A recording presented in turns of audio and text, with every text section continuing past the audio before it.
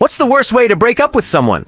Was with her for just shy of 2 years. Holidays, festivals, discussions of marriage, the lot. Claimed she lived at home with her mom, who had terminal cancer, and as a result, her mom didn't want to bring anyone new into her life as the pain of knowing she would soon leave them was too much. Therefore, we spent all our time at mine, and I never met her family or mom. Received a message from a guy one night asking how I knew her, I explained. Turns out her mom was fine, and she had been engaged to this guy and living with him the entire time.